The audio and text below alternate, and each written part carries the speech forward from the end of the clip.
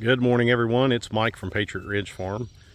So this morning I came out and I took the feeders out of the chicken tractors because leaving the feeders in the chicken tractors, even though they're out to day range, you can tell where they spend all their time. Now they do come out here sometimes, but daggone, that's a lot of crap.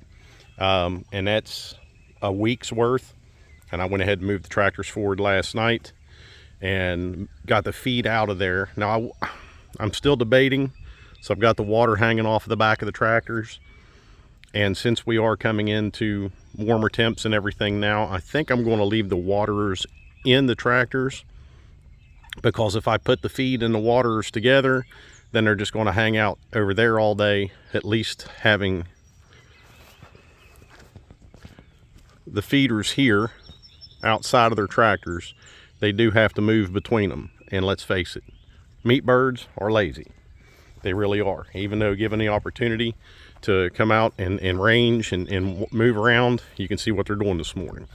So I think I'm going to leave the water in the tractors and leave the feed, keep the feed over on the feeding station where I got it.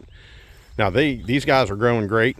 So they are just over 8 weeks old now, and I don't have a live weight on any of them. This knucklehead got stuck between the two tractors last night, so I had to dig him out. So he's pretty beat up. Hopefully he'll survive. You can see where he got stuck in there, and I try to keep them as close together as I can. I don't want them separated a bunch where they can get in there, but I have evidently left it open enough where he got stuck back. He got in there and got stuck between the two tractors. So I made sure I closed that gap this morning. He should be all right. He's up moving and stuff, moving a little slow, but these guys, I mean, they're great size. They're definitely not as fast as the Cornish cross. And we were planning on taking these guys out to about the first weekend in June. I think we're probably going to do them the third weekend of this month, just because of the size that they've achieved and having the ability to range and moving their feed over here. This will keep a constant flow of feed, water, so they're going to have to move to come back and forth between the two of them. And since we are coming into warmer temperatures and stuff through the day, they're going to have to, I prefer to keep the water in there where it's undercover and shaded. Even though the buckets are outside, the water that's setting in the bell waters will be shaded and everything. So I think I'm just going to keep it as is for now. If I need to move the feeding station, I can just grab a hold of it, pull it down this way, because there'll be a lot of manure collect right there. They're already over there eating, so they know what to do. So yeah, I'm not unimpressed at all with these birds. Of course, I know they have grown slower than a Cornish cross, but I just got so tired of the Cornish cross, the hundreds upon hundreds of them that we raised and processed. I just like these birds and the Freedom Ranger collar yield much better. Don't ask me why. Now, these guys are probably going to be a little harder to pluck. I have to get a new plucker this year anyways. Matter of fact, I'll probably be ordering it today. And I'm going to get a bigger, more commercial size. It's going to be a little bit more heavy duty. So, I mean, there's nothing wrong with these chickens at all. Again, probably a few weeks longer than the Cornish cross. But as far as growth rate, as compared to any other breeds, I mean, they're doing great.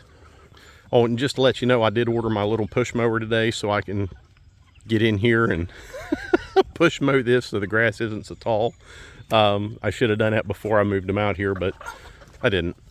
So, like I said, I am not unimpressed with them. I think they're a good bird. And for people who might have problems getting a Cornish cross, or just not real big on a Cornish cross, the Freedom Rangers, and definitely the Freedom Ranger collar yields, there's not a thing wrong with them. A little bit more time. Oh, and by the way, so feed consumption, here's the best part about these guys.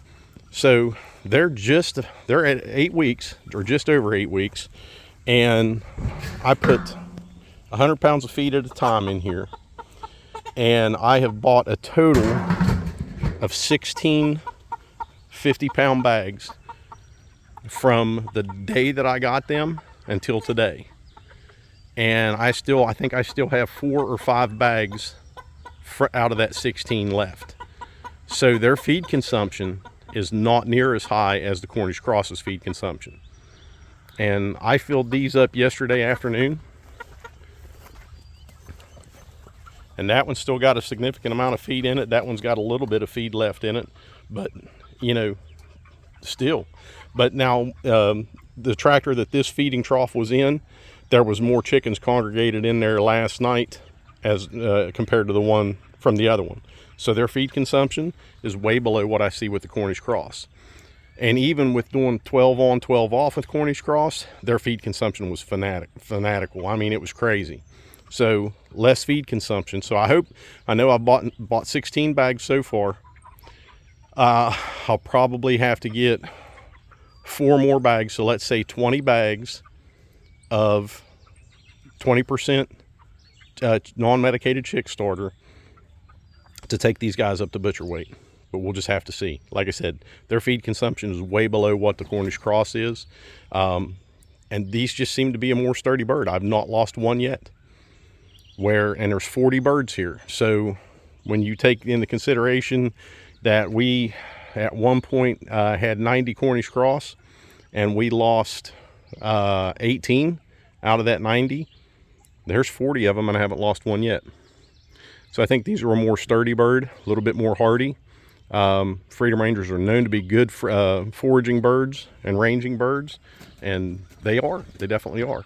But I want to make sure that I set this up for the next round that we're getting. Now the next round will be the Freedom Ranger collar yields. I want to make sure that I set this up, or have this set up to where I ordered 2 30-pound hanging feeders. And what I'm going to do is when I get the next batch, now these guys, when these guys are done, this area gets moved. And I'm going to take it over here and utilize this whole area in front of the other chicken coop for my Freedom Ranger collar yields, because I don't want to get too much of a manure load on this area and end up with a bunch of bare spots like I already have. It is my yard. But I'm going to move all of these over to there, set the fence up and everything. So when I do put the chicks out, now I'll brood them for a couple weeks in the chicken coop. But when I do move them out to these, I'll have a single 30-pound hanging feeder in each tractor. And that way, when we're ready to open up the door and let them start day ranging, I can just start filling up the feeders, in the feeding station and let them go from there. So no complaints at all. Like I said, I don't mind the extra couple weeks that it's going to take for these guys, or a few weeks, however it goes. I really don't mind that. We have jobs off the farm, so this is just a way to help build a business and get our kids moving along in it. It's not something that we depend wholly on, and our costs definitely far exceed our income from the farm business. But it is what it is. Almost all of these birds are sold already, of this 40. As a matter of fact, I think all of them are. So we'll probably not end up with maybe just a couple out of here at all, if any. But the next round there'll be 60 birds, and we'll just have to see where we go from there. I may even consider doing a third run this year, depending on how weather goes and what the timeline ends up being. So, and the availability of the birds as well.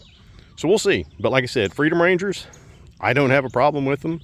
I've raised hundreds upon hundreds of Cornish Cross. I really like the Freedom Ranger collar yield better, but they weren't available this early in the season. So we went with the Freedom Rangers, and that's why I only got 40. But in the future, I wouldn't have a problem with these guys at all. Now, the big thing is we did get these guys early this year, earlier than what we normally do. So taking them out a little longer really doesn't affect much. The big issue was with the weather, and we had storms, we had high winds. I mean, the trampoline out there, it's a taco. The kids' trampoline is a taco, and it picked that thing up and moved it 100 yards. If an inch, it moved it 100 yards. So I didn't want to put them out here and take a chance on having one of these things flip over and kill my birds or anything like that. So they did stay in the coop longer than what I would have liked to. And of course I didn't want to get them out here because we had snow and we had frost and everything like that a little later in the season. But these guys, like I said, no problem at all. They're growing great. They're chunky birds. They're good size. And I try to get a couple live weights on them just to kind of see and do the comparison of live weight versus carcass weight. And I'll make sure I get that information out to you guys. But as far as that goes, no issues. So if you're tired of Cornish cross or have trouble getting Cornish cross in your area and experience big losses with Cornish cross when you get them, consider these guys or the Freedom Ranger collar yields. All right, guys, get and stay prepared, stay free. God bless y'all.